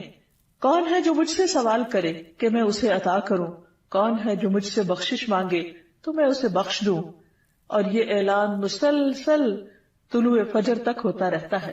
تو اس وقت بھی اللہ سبحانہ تعالیٰ اپنا تعارف الملک کے طور پہ کرواتے ہیں کہ بندو یاد رکھو میں ہوں تمہارا حقیقی بادشاہ، اور جو حقیقی بادشاہ ہے وہ بادشاہ مطلق ہے، ایبسولیوٹ اتھارٹی ہے اس کے پاس، وہ جو جب جیسے چاہے کرے۔ تبارک الذی بیدہ الملک وہو علی کل شیء قدیر، بہت برکت والا ہے وہ جس کے ہاتھ میں ہر چیز کا کنٹرول ہے، بادشاہت ہے، اور وہ ہر چیز پر پورا اختیار رکھتا ہے، پوری قدرت رکھتا ہے۔ سورۃ الفرقان میں اللہ تعالیٰ فرماتے ہیں الذی لہ ملک السماوات والارض ولم یتخذ ولدا ولم یکن لہ شریک فی الملک ولم یکن لہ شریک فی الملک، کہ اللہ سبحانہ وتعالیٰ وہ ہے کہ جس کے ہاتھ میں آسمانوں اور زمین کی بادشاہت ہے، یعنی وہ صرف زمین کا نہیں بلکہ آسمانوں کا بھی بادشاہ ہے، اور آسمانوں میں جو مخلوق رہتی ہے اور جو کچھ بھی اس نے بنایا ہے ان سب کا بادشاہ حقیقی ہے۔ وَلَمْ يَتَّخِذْ وَلَدًا، اور وہ ایسا بادشاہ ہے جس کا کوئی بیٹا نہیں ہے، کوئی اس کے اقتدار میں کہیں سے بھی شریک نہیں۔ وَلَمْ يَتَّخِذْ وَلَدًا وَلَمْ يَكُنْ لَهُ شَرِيكٌ فِي الْمُلْكِ، اور اس کی بادشاہت میں کوئی بھی شریک نہیں، یعنی مکمل اختیار رکھنے والا۔ دنیا میں بادشاہ یا جہاں بھی صاحب اقتدار لوگ ہوتے ہیں تو وہ بعض اوقات دوسروں کے مشورے کے ساتھ چلتے ہیں، دوسروں کی مدد کے ساتھ چلتے ہیں۔ ان کی حکومت کو چلانے کے لیے فوج چاہیے ہوتی ہے، خزانہ چاہیے ہوتا ہے، لیکن اللہ سبحانہ تعالیٰ ہر چیز کے اوپر مکمل اختیار رکھتا ہے، اسے کسی کی بھی مدد اور کسی کے بھی خزانوں کی ضرورت نہیں، تمام کے تمام خزانے اس کے اپنے ہاتھ میں ہیں۔ پھر یہ ہے کہ دنیا میں جب کسی کو بادشاہت ملتی ہے تو ایک محدود وقت کے لیے ملتی ہے، لیکن اللہ سبحانہ تعالیٰ ہمیشہ سے بادشاہ اور ہمیشہ رہے گا۔ پھر یہ کہ دنیا کے بادشاہوں سے بہت سی چیزیں اوجھل رہتی ہیں، انہیں معلوم ہی نہیں ہوتی، بعض اوقات ان کے فیصلے عدل و انصاف پر مبنی نہیں ہوتے، بعض اوقات وہ فیصلے کر لیتے ہیں لیکن ان کے فیصلے نافذ ہی نہیں ہوتے، جبکہ اللہ سبحانہ تعالیٰ کا ہر فیصلہ علم اور حکمت پر مبنی ہوتا ہے اور اس کا ہر فیصلہ نافذ ہوتا ہے۔ ایسا نہیں کہ وہ حکم دے اور اس کا حکم مانا نہ جائے، وہ کسی کو کچھ کہے اور اس کی تابعداری کی نہ جائے۔ ہاں، وقتی طور پر اگر انسان کو کچھ اختیار حاصل ہے تو وہ بھی بہت محدود ہے اور اس کے بارے میں بھی اس سے پوچھا جائے گا۔ تو بحیثیت مسلمان ہمارا اس بات پر پورا یقین اور پورا ایمان ہونا چاہیے کہ اصل بادشاہت اللہ ہی کے لیے ہے، اور اگر زمین پر اللہ نے مجھے کسی بھی معاملے میں کچھ بھی اختیار دیا ہے تو صرف یہ وقتی ہے اور اس کا بھی حساب ہونے والا ہے، لیکن اللہ سبحانہ وتعالی ہی حقیقی بادشاہ ہے۔ سورۃ المؤمنون میں آتا ہے، اللہ تعالیٰ فرماتے ہیں قل من بیدہ ملکوت کل شیء وہو یجیر ولا یجار علیہ، ان سے پوچھئے بتاؤ بادشاہی کس کے ہاتھ میں ہے، بادشاہ کون ہے اور وہ کون ہے جو پناہ دیتا ہے اور اس کے مقابلے میں کسی کو پناہ نہیں مل سکتی۔ سورۃ یاسین میں اللہ تعالیٰ فرماتے ہیں فسبحان الذی بیدہ ملکوت کل شیء والیہ ترجعون، پاک ہے وہ اللہ، وہ ذات جس کے ہاتھ میں ہر چیز کی بادشاہت ہے، ہر چیز پر وہ چھایا ہوا ہے، ہر چیز پر غالب ہے، ہر چیز پر اس کا حکم چلتا ہے، اور تم سب اسی کی طرف لوٹائے جاؤ گے، اسی کے پاس پہنچو گے، پھر وہ تم سے حساب لے گا، تم سے پوچھے گا۔ اور جہاں تک اختیارات کا تعلق ہے تو دنیا میں جتنے بھی بادشاہ ہیں ان کے پاس جو بھی خزانے ہیں وہ محدود ہیں اور وہ ختم ہو جاتے ہیں، اور ان کو بھرنے کے لیے انہیں مختلف وسائل اختیار کرنے پڑتے ہیں، جبکہ اللہ سبحانہ وتعالی اس کو خرچ کرنے کے لیے کسی سے کچھ لینے کی ضرورت نہیں ہوتی۔ ایک روایت میں آتا ہے رسول اللہ صلی اللہ علیہ وسلم نے فرمایا اللہ کا ہاتھ بھرا ہوا ہے، اسے رات دن کی بخشش کم نہیں کرتی، وہ دن کو بھی دیتا ہے، وہ رات کو بھی دیتا ہے، اور یہ دینا اس کے خزانوں میں کمی نہیں کرتا۔ آپ نے فرمایا کیا تمہیں معلوم ہے کہ جب اس نے آسمان و زمین پیدا کیا اور جب سے پیدا کیے اس نے کتنا کچھ خرچ کیا، یعنی جب سے یہ دنیا بنی ہے اس نے کیا کچھ نہیں دیا، وہ دیتا ہی چلا جا رہا ہے۔ عام طور پر دنیا میں وقتی طور پر جب کسی کو اقتدار ملتا ہے یا بادشاہت ملتی ہے تو اس کے پاس جو بھی خزانہ ہوتا ہے یا خرچ کرنے کو ہوتا ہے وہ محدود ہوتا ہے، اور بعض اوقات خرچ کرنے کے بعد وہ ختم بھی ہو جاتا ہے، اور اس خزانے کو بھرنے کے لیے مختلف طرح کے ہیلے کرنے پڑتے ہیں۔ لیکن اللہ سبحانہ تعالیٰ کسی کا بھی محتاج نہیں، وہ دن رات خرچ کرتا ہے لیکن اس کے خزانوں میں کسی قسم کی کوئی کمی واقع نہیں ہوتی۔ رسول اللہ صلی اللہ علیہ وسلم نے فرمایا اللہ تعالیٰ کا ہاتھ بھرا ہوا ہے اور وہ اس میں سے دن رات خرچ کرتا ہے، لیکن تمہیں معلوم ہے کیا کہ جب سے اس نے آسمان و زمین پیدا کیے ہیں اس نے کتنا خرچ کیا ہے؟ اس نے بھی اس میں یعنی اس وقت سے خرچ کرنے نے اس میں کوئی کمی نہیں کی، یعنی اس کا ہاتھ پھر بھی بھرا ہوا ہے، وہ جتنا بھی دیتا چلا جائے اس کے خزانے کم نہیں ہوتے، وہ کسی کا محتاج نہیں، اسے کسی سے قرض نہیں لینا ہوتا، اسے کسی سے لے کر نہیں دینا، وہ پوری طرح مالک بھی ہے اور پھر بادشاہ بھی ہے۔ پھر فرمایا کہ اس کا عرش پانی پر ہے اور اس کے دوسرے ہاتھ میں ترازو ہے جسے وہ جھکاتا اور بلند کرتا رہتا ہے، یعنی جیسے جس چیز میں چاہے تصرف کرے، اسے کوئی روکنے والا نہیں ہے۔ اس کے برعکس بندوں کی بادشاہت بہت محدود ہے، وقت کے اعتبار سے بھی اور ان کے پاس جو اختیارات ہیں اس کے اعتبار سے بھی۔ لیکن کتنی حیرت کی بات ہے کہ ہم اگر دنیا میں کسی کے پاس کچھ بھی اختیار ہو تو اس سے فوراً مرعوب ہو جاتے ہیں، اس سے ڈرنے لگتے ہیں، اس کی مرضی کی بات کرنے لگتے ہیں۔ لیکن اس کے برعکس اللہ سبحانہ وتعالی جو پوری کائنات کا بادشاہ ہے اور ہر چیز کا اختیار اس کے پاس ہے، ہم اس سے ڈرتے نہیں، اس کے آگے جھکتے نہیں۔ یہ کس قدر ناسمجھی کی بات ہے، اور بات وہی ہے جو اللہ سبحانہ وتعالی نے خود فرمائی وَمَا قَدَرُ اللَّهَ حَقَّ قَدْرِهِ، انہوں نے اللہ کی قدر ہی نہیں کی جیسا کہ حق ہے اس کی قدر کرنے کا۔ والارض جمیعا قبضته یوم القیامت، اور زمین ساری کی ساری اس کے قبضے میں ہوگی قیامت کے دن. والسماوات مطویات بیمینہ، اور آسمان اس کے دائیں ہاتھ میں لپٹے ہوئے ہوں گے. یعنی ہر چیز اس کے قبضہ قدرت میں ہے، اختیار میں ہے. اس کے باوجود ہم پوری طرح اس کے آگے نہیں جھکتے، پوری طرح اس کے طریقوں پر نہیں چلتے، اس کو راضی کرنے کی فکر نہیں کرتے. اور اس کے برعکس جن کے پاس محدود اختیارات ہیں، چونکہ وہ ظاہر سامنے نظر آتے ہیں اس لیے انہی سے مروب ہو جاتے ہیں، اور اللہ جو الملک الحق ہے، حقیقی بادشاہ ہے، اس کو بھول جاتے ہیں. پھر آپ دیکھیے کہ اللہ سبحانہ تعالیٰ جیسی قدرت بھی کسی کے پاس نہیں. عبداللہ بن مسعود کہتے ہیں کہ علماء یہود میں سے ایک شخص رسول اللہ صلی اللہ علیہ وسلم کے پاس آیا اور کہا، اے محمد، ہم تورات میں پاتے ہیں کہ اللہ تعالیٰ آسمانوں کو ایک انگلی پر اٹھا لے گا، اور زمین کو ایک اور انگلی پر اٹھا لے گا، اور درختوں کو ایک انگلی پر، اور پانی اور مٹی کو ایک انگلی پر، اور تمام مخلوقات کو ایک انگلی پر، اور پھر فرمائے گا انا الملک، میں ہوں بادشاہ، میں ہوں بادشاہ. نبی صلی اللہ علیہ وسلم نے جب اس عالم کی بات سنی تو آپ مسکرا دیے، اور دراصل یہ مسکراہٹ اس یہودی عالم کی تصدیق کے طور پر تھی. پھر آپ نے یہ آیت تلاوت فرمائی، وما قدر اللہ حق قدرہ والارض جميعا قبضته يوم القيامة والسماوات مطويات بيمينه سبحانه وتعالى عما يشركون. اور ان لوگوں نے اللہ کی قدر نہیں کی جیسا کہ اس کی قدر کرنے کا حق ہے، اور ساری زمین قیامت کے دن اس کی مٹھی میں ہوگی، اس کے ہاتھ میں ہوگی، اور آسمان دائیں ہاتھ میں لپٹے ہوئے ہوں گے.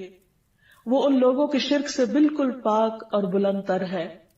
یعنی لوگ اللہ سبحانہ تعالیٰ کی عظمت کو اس طرح محسوس نہیں کرتے جس طرح کرنا چاہیے. پھر یہ بھی یاد رہے کہ اللہ سبحانہ تعالیٰ کی بادشاہت میں کبھی بھی کسی قسم کی کوئی کمی نہیں آئے گی. اللہ تعالیٰ فرماتے ہیں، اگر تم سب اولین و آخرین، یعنی سارے کے سارے انسان، اور نہ صرف یہ کہ انسان بلکہ جن بھی، کہ تمہارے اول پہلے انسان سے لے کے آخری انسان تک، اور تمام کے تمام جن پہلے جن سے لے کر آخری جن تک، تم سب اس آدمی کے دل کی طرح ہو جاؤ جو سب سے زیادہ تقوی والا ہو، تو بھی تم میری سلطنت میں کچھ اضافہ نہیں کر سکتے. یعنی عام طور پر انسان یہ سمجھتا ہے کہ جب وہ عبادت کرتا ہے یا اللہ کی بندگی کرتا ہے یا کوئی بھی اس کی خاطر کام کرتا ہے تو شاید وہ اللہ تعالیٰ کو فائدہ پہنچاتا ہے. حالانکہ ایسا نہیں ہے. اللہ تعالیٰ فرماتے ہیں کہ اگر تم سارے سجدے میں بھی پڑے رہو تو اس سے میری حکومت، میری بادشاہت میں کچھ اضافہ نہیں ہوگا. اسی طرح اے میرے بندو، اگر تم سب اولین و آخرین، جن و انس، ایک آدمی کی طرح ہو جاؤ جو سب سے زیادہ بدکار ہے، تو پھر بھی تم میری سلطنت میں کسی قسم کی کوئی کمی نہیں کر سکتے. یعنی اگر اس زمین پر اول سے لے کر آخر تک قیامت تک کوئی ایک بندہ بھی کوئی عبادت نہ کرے، کسی قسم کی کوئی تسبیح نہ کرے، کوئی ذکر نہ کرے، کوئی اس کی اطاعت نہ کرے، تو بھی اللہ سبحانہ تعالیٰ کی حکومت میں، بادشاہت میں، اقتدار میں، اختیار میں، اس کی طاقت اور غلبے میں کوئی کمی نہیں آ سکتی، کسی قسم کی کوئی کمی. ہم اسے کوئی نقصان نہیں دے سکتے. تو پھر یہ سب کچھ اصل میں خود ہمارے اپنے ہی فائدے میں ہے. جب ہم اللہ تعالیٰ کی عبادت کرتے ہیں تو اس کو تو کچھ نہیں ملتا، لیکن یہ عبادت ہمارے لیے باعث سعادت ہوتی. جب ہم اس کا ذکر کرتے ہیں تو اس کو کچھ نہیں ملتا، اس لیے کہ زمین و آسمان کی ہر چیز اس کی تسبیح کر رہی ہے، لیکن یہ تسبیح اور یہ ذکر خود ہمارے اپنے دلوں کی تسکین کا باعث بنتا ہے. اس لیے بندہ جب بھی اللہ سبحانہ تعالیٰ کی طرف رغبت کرے تو اس سے ڈرتے ہوئے اور اس سے امید رکھتے ہوئے، اس سوچ کے ساتھ نہیں کہ میں اپنی عبادت سے اس کو کچھ فائدہ پہنچانے چلا ہوں. پھر فرمایا، اے میرے بندو، تم سب اولین و آخرین، جن و انس، ایک صاف چٹیل میدان میں کھڑے ہو جاؤ اور سب مجھ سے مانگو، اور میں تم سب کو وہ سب کچھ دوں جو تم مانگ رہے ہو. تو اس سے میری حکومت میں، میری بادشاہت میں اتنی بھی کمی نہیں ہوگی جتنی ایک سمندر کے اندر سوئی ڈالنے کے بعد نکالی جائے اور اس میں جو پانی لگا ہو، تو اتنی قلیل مقدار میں بھی اس سمندر کے مقابلے میں جو کمی ہوتی، میری بادشاہت میں وہ بھی کمی نہیں ہوگی. تو اس سے پتہ چلتا ہے کہ اللہ سبحانہ تعالیٰ کی بادشاہت کیسی ہے، اور اس کے خزانے کیسے ہیں، اور اس کی حکومت کیسی ہے، اور اس کا اقتدار کیسا ہے. پھر آپ دیکھیے کہ اس کی بادشاہت کی وسعت، اس کا بھی ہم اندازہ نہیں کر سکتے. نبی صلی اللہ علیہ وسلم نے فرمایا میں خوب جانتا ہوں کہ اہل جہنم میں سے کون سب سے آخر میں نکلے گا. وہ ایک ایسا شخص ہوگا جو اپنے گھٹنوں کے بل رینگتا ہوا جنت میں داخل ہوگا. یعنی جہنم سے گھٹنوں کے بل گھسٹتا ہوا باہر نکلے گا تو اللہ سبحانہ وتعالیٰ اسے حکم دے گے کہ جاؤ جنت میں داخل ہو جاؤ. وہ جنت میں آئے گا لیکن اسے ایسے معلوم ہوگا کہ جیسے جنت بھری ہوئی. تو واپس اللہ تعالیٰ کے پاس جائے گا اور کہے گا یا رب جنت تو بھر گئی ہے. اللہ تعالیٰ اسے فرمائیں گے کہ جاؤ جنت میں چلے جاؤ. پھر وہ جائے گا, پھر وہ دیکھے گا کہ جنت بہت آباد ہے. وہ واپس آئے گا اور کہے گا اے رب جنت تو بھری ہوئی معلوم ہوتی ہے, میں نے جنت کو بھرا ہوا پایا ہے. تو اللہ تعالیٰ پھر فرمائے گا کہ جاؤ جنت میں داخل ہو جاؤ, میں تمہیں دنیا کی مانند اور اس سے 10 گنا زیادہ دیتا ہوں. سوچئے اس دنیا میں کیا کچھ, یعنی عام طور پر ایک انسان کے بس میں نہیں کہ وہ ایک انسان کیا, آج تک اتنی تحقیقات ہوئی, اتنا کچھ انسانوں نے پڑھا لکھا, بڑی بڑی یونیورسٹیاں قائم ہوئی, لیکن پوری زمین کو ایکسپلور نہیں کر سکے اور اس کے پورے خزانوں کو بھی. تو اللہ سبحانہ وتعالیٰ جہنم سے نکلنے والے آخری شخص سے فرمائے گا کہ جاؤ میں تمہیں دنیا اور اس جیسی 10 دنیایں تمہیں دیتا ہوں, اور یہ وہ ہے جو سب سے آخر میں جنت میں پہنچنے والا ہوگا. تو آپ خود سوچئے کہ جن کو جنت الفردوس عطا ہوئی اور جن کو جنت کے بلند درجات نصیب ہوئے, ان کو کیا کچھ اللہ تعالیٰ عطا فرمائیں گے. یہ ہے اصل بادشاہ, حقیقی بادشاہ, کہ جس کو جتنا دینا چاہے وہ دے سکتا ہے, اور سب کچھ دینے کے بعد بھی اس کے اپنے خزانوں میں کچھ کمی واقع نہیں ہوتی. تو وہ شخص اس پر بہت حیران ہو جائے گا اور کہے گا کہ یار تو مجھ سے مذاق کرتا ہے, واقعی اتنا کچھ, یعنی اسے یقین نہیں آئے گا کہ اتنا کچھ بھی مل سکتا ہے. تو اس بات پر نبی صلی اللہ علیہ وسلم جب یہ بیان کر رہے تھے تو آپ بھی ہنسنے لگے اور آپ کے سامنے کے دندان مبارک ظاہر ہو گئے, اور آپ کہا کرتے تھے یہ جنت میں سب سے کم درجے والے کا حال ہے, سب سے کم درجے والے کا. اور آج انسان دنیا کی حقیر چیزوں کے پیچھے اپنا دین ایمان بیچ ڈالتا ہے اور اللہ سبحانہ و تعالیٰ کو ناراض کر دیتا ہے, اور یہ بھول جاتا ہے کہ اصل اختیار غلبہ اللہ سبحانہ و تعالیٰ کے پاس ہے, اور وہ اپنے فیصلوں میں خود مختار ہے, جو چاہے کرے. اللہ سبحانہ و تعالیٰ وقتی طور پر دنیا میں جب کسی کو کوئی بھی نعمت دیتا ہے تو عام طور پر شیطان اس کے دل میں غرور اور تکبر ڈالنے لگتا ہے, اور اگر کچھ اختیار اور اقتدار مل جائے تو یہ چیز اور بڑھنے لگتی. اور اللہ سبحانہ و تعالیٰ کو بندوں کی یہی چیز پسند نہیں. رسول اللہ صلی اللہ علیہ وسلم نے فرمایا اللہ عز و جل فرماتے ہیں کہ تکبر میری چادر ہے اور عظمت میری ازار ہے, پس جو کوئی مجھ سے اس کے بارے میں جھگڑا کرے گا میں اسے آگ میں پھینک دوں گا. یعنی کسی بھی شخص کو خدا بننے کی ضرورت نہیں. اگر کوئی اپنے آپ کو خود مختار اور مالک الملک سمجھتا ہے کہ سب حکومت اور سب اختیار اور سب اقتدار میرے پاس ہے اور مجھے کوئی نقصان نہیں دے سکتا, یا میں سب کچھ کر سکتا ہوں, تو اس سے بڑی غلط فہمی کوئی نہیں. دنیا میں انسان کو چھوٹی یا بڑی کوئی بھی جو نعمت ملے ہمیشہ انسان ہمبل رہے, شکر ادا کرتا رہے, اسے اللہ کی دی ہوئی نعمت سمجھے اور اپنے آپ کو کبھی بھی اس کا حقیقی مالک نہ سمجھے. جو کچھ ہے عارضی طور پر ہے, ایک امتحان کے لیے ہے اور جلد ہمارے ہاتھوں سے نکل جانے والا ہے. اس لیے اصل اختیار اللہ کے پاس ہے. پھر اسی طرح یہ بھی یاد رہے کہ اللہ سبحانہ و تعالیٰ کی بادشاہت ایسی بادشاہت ہے کہ جس میں حکم دینے یا روکنے اور کسی بھی چیز کو کرنے کا مکمل اختیار اس کے پاس ہے. ارشاد باری تعالیٰ ہے بدیع السماوات والارض وَإِذَا قَضَى أَمْرًا فَإِنَّمَا يَقُولُ لَهُ كُن فَيَكُونُ. آسمانوں اور زمین کا موجد ہے, اور جب کسی کام کے کرنے کا فیصلہ کر لیتا ہے تو بس اتنا کہتا ہے کہ ہو جاؤ, اور وہ ہو جاتی. آپ سوچئے کہ دنیا میں اگر کوئی حکم دیتا بھی ہے تو بعض اوقات اس کے حکم, اس کے آرڈیننس, اس کے فرمان کی کیا ویلیو ہوتی. بعض اوقات پوری پوری قوتیں صرف کر کے بھی ایک قانون کو نافذ نہیں کیا جا سکتا, جبکہ اللہ سبحانہ وتعالی صرف اتنا ارادہ کرتے ہیں کہ ہو جاؤ, اور صرف کلمہ کن فرماتے ہیں اور سب کچھ ہو جاتا ہے, اور کوئی اس کو روکنے والا نہیں ہوتا. اور اسی لیے ہم ہر نماز کے بعد جو دعا پڑھتے ہیں یا پڑھنے کا حکم دیا گیا کہ اللہم لا مانع لما اعطیت ولا معطی لما منعت ولا ينفع ذا الجد منک الجد. اے اللہ جسے تو دے اسے کوئی روکنے والا نہیں، اور جسے تو روک دے اسے کوئی دینے والا نہیں، اور کسی مالدار کو اس کا مال تیری بارگاہ میں کوئی فائدہ نہ دے سکے گا. یعنی اگر دنیا میں کسی کے پاس کچھ بھی ہے تو وہ دنیا ہی کے چند دن کے فائدے کے لیے ہے، آخرت میں وہ مال دے کر اللہ کو راضی نہیں کر سکتا. پھر آپ دیکھیے کہ مخلوق پر، یعنی انسان ہو یا باقی حیوانات ہو یا جو بھی اللہ سبحانہ وتعالیٰ نے چیزیں بنائی ہیں، بڑے بڑے ستارے اور سیارے جن کی بڑائی کے بارے میں آج انسان تھوڑا بہت کچھ جانتا ہے، تو ان سب کو کنٹرول کس نے کیا ہوا ہے؟ ان سب پر کس کا حکم چل رہا ہے؟ اور کس نے ان کے لیے جو ضابطہ بنایا اس پر وہ مکمل طور پر پابند بھی ہیں اور اس میں کسی قسم کی کمی بیشی نہیں کرتے. اللہ سبحانہ وتعالیٰ خود اس کے بارے میں فرماتے ہیں الم تعلم، کیا تم جانتے نہیں ہو ان اللہ لہ ملک السماوات والارض، کہ اللہ سبحانہ وتعالیٰ ہی کے لیے آسمان و زمین کی بادشاہت. یعنی جتنا کچھ بھی تم دیکھ رہے ہو، یہ سورج، چاند، ستارے، یہ بلینز آف گیلیکسیز اور ان کے اندر ٹریلینز آف سٹارز، اور ان سب کا مسلسل چلتے رہنا، چلنا نہیں بلکہ پوری قوت کے ساتھ دوڑتے رہنا اور اس نظام میں کسی قسم کا خلل نہ آنا، یہ دراصل کس کے کنٹرول میں ہے، کس کے اختیار میں ہے، کس نے ان سب کو ایک ڈسپلن کے اندر رکھا ہوا ہے. آج ہمارے لیے تو ایک ٹریفک کو کنٹرول کرنا مشکل ہو جاتا ہے، لیکن آسمانوں کی ٹریفک، خواہ وہ بادل ہوں یا ستارے اور کواکب ہوں، یہ تمام چیزیں صرف اور صرف اللہ کے حکم کے مطابق ہی چل رہی ہیں.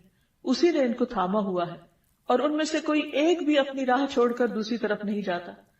اگر ان میں سے کوئی ایک بھی اپنی مرضی کرنے لگے تو ہر چیز ٹکرا کر رہ جائے، یہ نظام درہم برہم ہو کر رہ جائے. تو اس سے یہ پتہ چلتا ہے کہ حقیقی بادشاہت ان سب پر دراصل اللہ ہی کی ہے. فرمایا یعذب من یشاء ویغفر لمن یشاء، جس کو چاہتا ہے عذاب دیتا ہے اور جسے چاہے بخش دیتا ہے. واللہ علی کل شیء قدیر، اور اللہ ہر چیز پر پوری قدرت رکھتا ہے.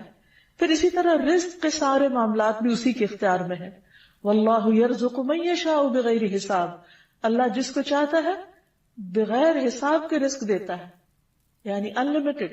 پھر کسی کو حکومت دینا یا نہ دینا یہ بھی اس کے اختیار میں ہے.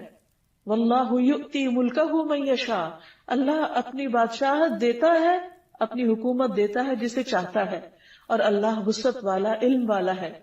سیدھے راستے پہ چلانا بھی اسی کے اختیار میں ہے. واللہ یہدی من یشاء الی صراط مستقیم، پھر نفع اور نقصان بھی اسی کے ہاتھ میں ہے. وَإِن يَمْسَسْكَ اللَّهُ بِضُرٍّ فَلَا كَاشِفَ لَهُ إِلَّا هُوَ، اگر اللہ سبحانہ وتعالیٰ تمہیں کوئی نقصان پہنچانا چاہے تو اس کے سوا اسے کوئی ہٹا نہیں سکتا. وَإِن يُرِدْكَ بِخَيْرٍ، اور اگر تمہیں کوئی خیر پہنچانا چاہے فَلَا رَادَّ لِفَضْلِهِ، تو اس کے فضل کو بھی کوئی نہیں پھیر سکتا. يُصِيبُ بِهِ مَن يَشَاءُ، وہ جس کو چاہتا ہے وہ فضل پہنچاتا ہے، یعنی کوئی اس کو روک نہیں سکتا. یصیب بہ من یشاء من عبادہ وہو الغفور الرحیم، اور وہ غفور الرحیم بھی ہے. پھر اسی طرح نبوت کا دینا بھی اسی کے اختیار میں ہے. اس نے جس کو چاہا اپنے بندوں میں سے اپنی رسالت کے لیے چن لیا. پھر ہر طرح کا فضل دینا بھی اللہ کے اختیار میں ہے، یعنی کوئی کسی سے اللہ کی نعمت کو چھین نہیں سکتا. اور اسی لیے حسد کرنا منع کیا گیا ہے، کیونکہ وہ اللہ کا فیصلہ ہوتا ہے، وہ جس پہ جو چاہے رحمت فرمائے. پھر اسی طرح بیٹے اور بیٹیاں دینا بھی اللہ کے اختیار میں ہے. اللہ تعالیٰ فرماتے ہیں للہ ملک السماوات والارض یخلق ما یشاء یہب لمن یشاء اناثا ویہب لمن یشاء الذکور، آسمانوں اور زمین کی بادشاہت اللہ ہی کی ہے، جسے چاہتا ہے جو چاہتا ہے پیدا کرتا ہے. یخلق ما یشاء، یعنی اس کی تخلیق اس کی مرضی سے ہوتی ہے کیونکہ وہ بادشاہ ہے. جسے چاہتا ہے بیٹیاں عطا کرتا ہے، جسے چاہتا ہے بیٹے دیتا ہے، اور جسے چاہتا ہے ملا جلا کر دیتا ہے. اصل اختیار اسی کا ہے. پھر اسی طرح انسانوں کو معاف کرنا یا عذاب دینا یا بخش دینا یہ بھی اسی کے اختیار میں ہے. اور اس میں بھی مالک یوم الدین وہ خود ہے، روز جزا کا مالک، جس میں سارے فیصلے اس کی مرضی کے مطابق ہوں گے. پھر تمام بنی آدم کے دلوں کا اختیار بھی اللہ سبحانہ وتعالیٰ کے پاس ہے. یعنی صرف یہ نہیں کہ آسمان اور ستارے سیارے کا مالک وہ ہے اور اس پر اس کی حکومت ہے، نہیں، اس زمین پر بھی حقیقی حکومت اور بادشاہت اسی کی ہے، حتیٰ کہ انسانوں کے دلوں پر بھی. رسول اللہ صلی اللہ علیہ وسلم نے فرمایا تمام بنی آدم کے دل رحمان کی انگلیوں میں سے 2 انگلیوں کے درمیان ایک دل کی طرح ہیں، وہ جیسے چاہتا ہے اسے پھیر دیتا ہے۔ پھر آپ صلی اللہ علیہ وسلم نے فرمایا اللہم مصرف القلوب صرف قلوبنا علی طاعتک، اے اللہ جو دلوں کا پھیرنے والا ہے ہمارے دلوں کو اپنی اطاعت پر پھیر دے، یعنی اس کی طرف موڑ دے، کیونکہ اللہ کے لیے کچھ بھی ناممکن نہیں، ہر چیز اسی کے اختیار میں ہے۔ پھر یہ بھی یاد رہے کہ اللہ سبحانہ وتعالیٰ کو کوئی مجبور کرنے والا نہیں۔ دنیا کے بادشاہ بعض اوقات وہ مجبور ہوتے ہیں، وہ اپنے حواریوں اور اپنے دوسرے مددگاروں کی مرضی کے مطابق فیصلے کرتے ہیں، بعض اوقات وہ اپنی خواہش کے مطابق فیصلے بھی نہیں کر سکتے، لیکن اللہ سبحانہ وتعالیٰ کی بادشاہت ایسی بادشاہت ہے کہ جس میں وہ جس کو جو چاہے عطا کر دے، جو چاہے فیصلہ کر دے، کوئی اس کے فیصلوں پر حاوی نہیں ہو سکتا۔ نبی صلی اللہ علیہ وسلم نے فرمایا تم میں سے کوئی کبھی یوں نہ کہے کہ اللہ اگر تو چاہے تو مجھے معاف کر دے، تو چاہے تو مجھ پر رحم فرما، نہیں، بلکہ پورے عزم سے مانگے، کیونکہ اللہ جو چاہے کرتا ہے، وہ جو چاہے کرتا ہے، کوئی اسے مجبور کرنے والا نہیں، اس لیے اس سے خوب اچھی طرح پورے یقین اور اعتماد کے ساتھ مانگو۔ اور ایک اور چیز یہ کہ اس کی بادشاہت ایسی بادشاہت ہے جس میں وہ ظلم نہیں کرتا۔ دنیا میں اگر انسان کو چند انسانوں پر بھی کچھ اختیار مل جائے تو اس اختیار کی وجہ سے بعض اوقات وہ ان کے حقوق مارنے لگتا ہے یا ان پر ظلم کرنے لگتا ہے، ان کو اپنے کنٹرول میں لینے لگتا ہے، لیکن اللہ سبحانہ وتعالیٰ کسی پر ظلم نہیں فرماتا۔ ابی رضی اللہ عنہ کہتے ہیں اگر اللہ اپنے آسمان والوں اور زمین والوں کو عذاب دینا چاہے تو وہ دے سکتا ہے اور وہ ان پر ظلم کرنے والا نہ ہوگا، اور اگر وہ ان پر رحم کرنا چاہے تو کر سکتا ہے، تو اس کی رحمت ان کے لیے ان کے اعمال سے زیادہ بہتر ہے۔ تو بہرحال اگر ہمیں یہ یقین ہو جائے کہ حقیقی بادشاہ وہ ہے تو پھر ہم سب اس کے آگے عاجزی کرنے والے ہوں، اس سے ڈرنے والے ہوں، اس سے مانگنے والے ہوں اور اسی کے سامنے اپنی حاجات رکھنے والے ہوں۔ جیسا کہ ہم دیکھتے ہیں کہ بڑے بڑے پیغمبروں نے جنہیں اللہ سبحانہ وتعالیٰ نے دنیا میں بادشاہت عطا کی، انہوں نے بھی اپنی ساری دعائیں اور حاجتیں اس حقیقی بادشاہ کے سامنے رکھی۔ مثلا یوسف علیہ السلام، اللہ سبحانہ وتعالیٰ نے ان کو ایسی حکومت عطا کی کہ جس میں پورا اختیار دیا، لیکن انہوں نے کیا مانگا؟ رب قد آتیتنی من الملک وعلمتنی من تأویل الاحادیث فاطر السماوات والارض انت ولی فی الدنیا والآخرہ توفنی مسلما والحقنی بالصالحین۔ اے میرے رب، بے شک تو نے مجھے حکومت سے حصہ دیا اور باتوں کی اصل حقیقت سے سکھایا، یعنی باتوں کی تہ تک پہنچنا سکھایا۔ آسمانوں اور زمین کے پیدا کرنے والے، دنیا اور آخرت میں تو ہی میرا مددگار ہے، یعنی انہیں اپنی بادشاہت پر کسی قسم کا کوئی فخر نہیں تھا اور انہیں اسے کوئی اپنی ذاتی ملکیت نہیں سمجھا، بلکہ کیا کہا کہ یہ سب کچھ دراصل تیری ہی مدد سے تھا۔ تو مجھے اسلام کی حالت میں فوت کرنا، یعنی میرے لیے سعادت کیا ہے کہ میں تیرا بندہ بن کے جیوں اور میری موت بھی تیری بندگی میں آئے، تیری فرما برداری میں آئے، اور تو مجھے نیک لوگوں کے ساتھ ملا۔ یعنی دنیا کی بادشاہت پر انہوں نے کس چیز کو فوقیت دی؟ اللہ سبحانہ وتعالیٰ کی رضا کو اور نیک بندوں کی صحبت کو۔ سلیمان علیہ السلام، جن کے لیے اللہ سبحانہ وتعالیٰ نے ہر چیز کو مسخر کر رکھا تھا، ہواؤں کو مسخر کر رکھا تھا، جنات کو مسخر کر رکھا تھا، پرندوں کو، ہر طرح کی فوجیں تھی ان کے پاس، لیکن وہ اللہ کے فرما بردار بندے تھے۔ وہ کیا دعا کرتے ہیں؟ رب اغفر لی وہب لی ملکا لا ينبغی لأحد من بعدی انک انت الوہاب۔ وہ بھی اللہ ہی سے مانگتے ہیں، اے رب مجھے بخش دے۔ کس قدر عاجزی ہے، سب کچھ ہوتے ہوئے بھی کہتے یا رب مجھے بخش دے اور ایسی بادشاہت دے جو میرے بعد کسی کے لائق نہ ہو، یقیناً تو بہت عطا کرنے والا ہے۔ یعنی ایک طرف اپنی بخشش اور دوسری طرف جو ان کے دل میں تھا انہوں نے مانگا اور پورے یقین کے ساتھ مانگا۔ پھر اسی طرح ذوالقرنین، اللہ سبحانہ وتعالیٰ نے ان کو بھی بہت کچھ اختیار دیا اور یہاں تک دیا کہ تو لوگوں کے بارے میں جیسا بھی تصرف کرنا چاہے کرے، لیکن انہوں نے بھی کس طرح اللہ سبحانہ وتعالیٰ کو راضی کرنے کے لیے بندوں کے ساتھ احسان کیا اور اپنے اقتدار سے کسی طرح کا ناجائز فائدہ نہیں اٹھایا۔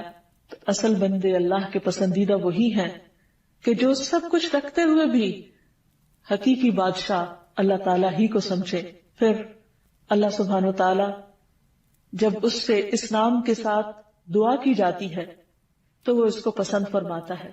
حضرت علی رضی اللہ تعالیٰ عنہ نے نبی صلی اللہ علیہ وسلم کی جو دعا نماز کے شروع میں کوٹ کی ہے، اس میں اللہ تعالیٰ کے حضور کس طرح عاجزی اور انکساری کا اظہار ہے. اللہم انت الملک، اے اللہ تو ہی بادشاہ ہے، لا الہ الا انت، تیرے سوا کوئی الہ نہیں، انت ربی، تو میرا رب ہے، وانا عبدک، اور میں تیرا بندہ ہوں، ظلمت نفسی، میں نے اپنی جان پہ ظلم کیا ہے، واعترفت بذنبی، اور میں اپنے گناہ کا اعتراف کرتا ہوں، فاغفر لی ذنوبی جمیعا، اللہ تو میرے سارے گناہوں کو معاف کر دے، انہ لا یغفر الذنوب الا انت، تیرے سوا گناہوں کو کوئی معاف نہیں کر سکتا، واہدنی لاحسن الاخلاق، اللہ مجھے بہترین اخلاق عطا کر، لا یہدی لاحسنها الا انت، تیرے سوا بہترین اخلاق کی طرف کوئی رہنمائی نہیں کر سکتا، واصرف عنی سیئها لا یصرف عنی سیئها الا انت، اور تو مجھ سے میری برائیاں دور کر دے، ان برائیوں کو کوئی دور نہیں کر سکتا سوائے تیرے. پھر اسی طرح نبی صلی اللہ علیہ وسلم قیام کی حالت میں یہ دعا پڑھا کرتے تھے، سبحان ذی الجبروت والملکوت والکبریاء والعظمہ. آپ صلی اللہ علیہ وسلم کا مقام کتنا بلند ہے، لیکن جب اللہ کے حضور ہاتھ باندھ کر کھڑے ہوتے تو کس طرح اپنے رب کی تعریف بیان کرتے، سبحان ذی الجبروت والملکوت والکبریاء والعظمہ، پاک ہے وہ جو طاقت والا، سلطنت والا، کبریائی والا اور عظمت والا ہے. جو شخص جتنی زیادہ اللہ کی معرفت رکھتا ہے اتنے ہی خوبصورت الفاظ میں اللہ سبحانہ وتعالیٰ کو یاد کرتا ہے.